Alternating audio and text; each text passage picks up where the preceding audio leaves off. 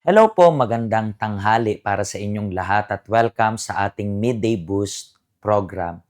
At nandito po tayo ngayon para ipagpatuloy yung pinag-usapan natin kahapon. Actually, ngayon, yung part 2 ng pinag-uusapan natin sa ating Midday Boost na mga katangian ng pagsisisi. And if ever lang po na hindi nyo po napanood yung part 1 natin, nasa ating YouTube channel po yan.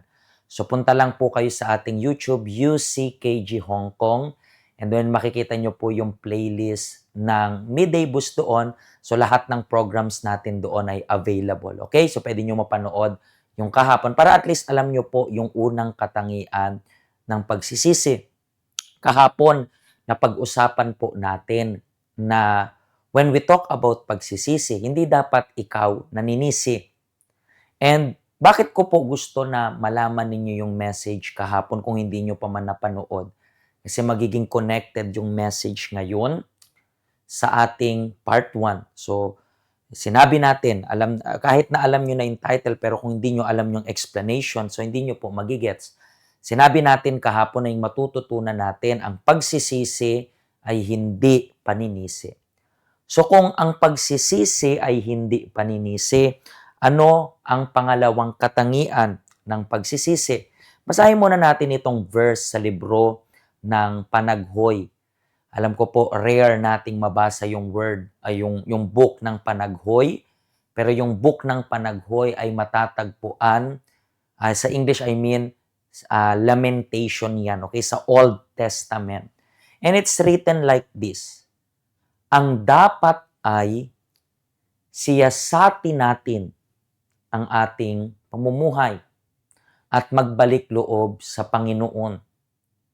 Buksan natin ang ating mga puso at itaas ang ating mga kamay sa Diyos na nasa langit at sabihin, Panginoon, nagkasala po kami at naghimagsik sa inyo. So dito, kung kahapon natutunan natin na kung tunay kang nagsisisi, hindi ka na naninisi, hindi ka na naghahanap ng sisisihin mo. So, hindi natin sinasabi na porket maghahanap ka, kailangan mong may mahanap na nasisihin. No. Ang kailangan lang nating unang gawin, kapag gusto na nating magsisi talaga, huwag kang maghanap ng iba, pero anong dapat mong gawin? Ito, suriing mabuti ang sarili. Ibig sabihin, tingnan lagi yung sarili natin. Hindi natin kailangan tingnan yung iba. Bakit hindi natin kailangan tingnan yung iba? Kasi okay, kung na-spot mo nga yung pagkakamali ng iba, hindi mo rin naman kayang mabago sila. Hindi mo kayang, kunyari, ito yung mali mo. And then, okay, pwede. Kung gusto niyang magbago, magbabago siya. Pero sabihin natin, wala naman yun ambag sa'yo. So, huwag ka nang tumingin sa, sabi natin, huwag mo nang suriin. Pag sinabi nating suriin, ibig sabihin, para bang magpapa-check up ka. Pero, ang mag-check up sa sarili mo ay sarili mo rin. Naintindihan niyo po ba? Kasi kapag chinek mo yung sarili mo, let's read nga ulit yung verse na ito, dapat daw siyasatin natin ang ating pamumuhay. Anong klaseng pag-uugali yung meron ka? Anong klase ng pag-iisip yung meron ka? Paano ka magsalita? So, yan yung way kung paano mo sinisiyasat yung sarili mo. At kapag gusto mo pong i-check yung sarili mo, hindi mo yan magagawa ng busy ka.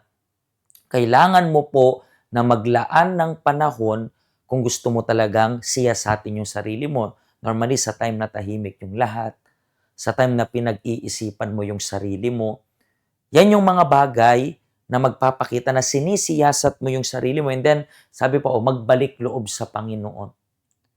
Buksan daw natin ang ating mga puso at itaas ang ating kamay sa Diyos na nasa langit at sabihin, Panginoon, nagkasala po kami at naghimagsik sa inyo. So, tayo ang nagkasala. Kahit na sabihin na natin may ambag yung iba sa kasalanan natin, in the end of the day, tayo pa rin pumili nun.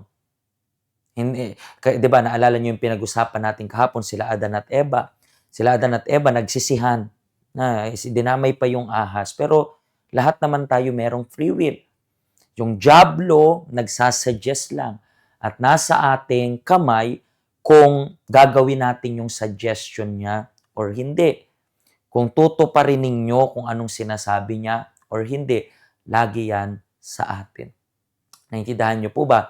Yan rin po yung reason kaya, 'di ba, meron tayong event na may family itong Sunday of Revival natin na bigayan ng holy oil na ginaganap natin sa Holy Week. Ang dami nating events sa Holy Week.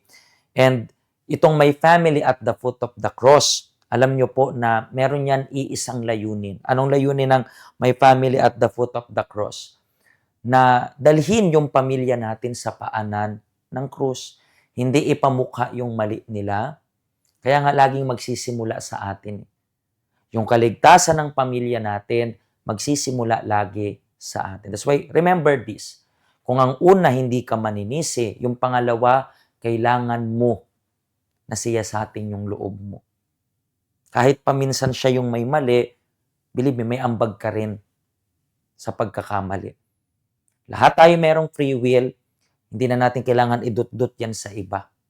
Naintindihan niyo po ba? That's why, speaking of pagsisisi, bukas po, itutuloy natin yung Bible study natin, yung power of repentance. So, kung nakatanggap po kayo ng Bible study nung nakaraang week, dalhin niyo po yung Bible study niyo again kasi pag-uusapan natin yung part 2. And reminding you rin as well na this coming Sunday weekend, meron tayong prayer para sa inner healing ng mga kababaihan. Kayo po na may kakilala na biktima ng abuse, sexual abuse, alam mo yun, ang daming mga cases ng abuse, physical abuse, mental, emotional abuse, papagalingin natin yung kalooban ng mga kababaihan. Ito po yung address natin ngayong weekend. Feel free to visit us. Okay? And then bukas po, ipagpapatuloy natin yung topic nating katangian ng pagsisisi. Kung natulungan po kayo ng program na ito, please, i-share nyo po yung link ng program na ito para sa lahat. Para sa lahat. Kasi yung mundo natin, kailangan magsisi. Yung mundo, baliktad na. Yung tama nagiging mali, yung mali nagiging tama. So, di natin maliligtas lahat, pero kung yung tao bukas yung puso, I believe, tatanggapin niya to regardless sa anong mang religion na meron siya. Pagpalain po kayo ng Diyos, makita-kita po tayo again tomorrow.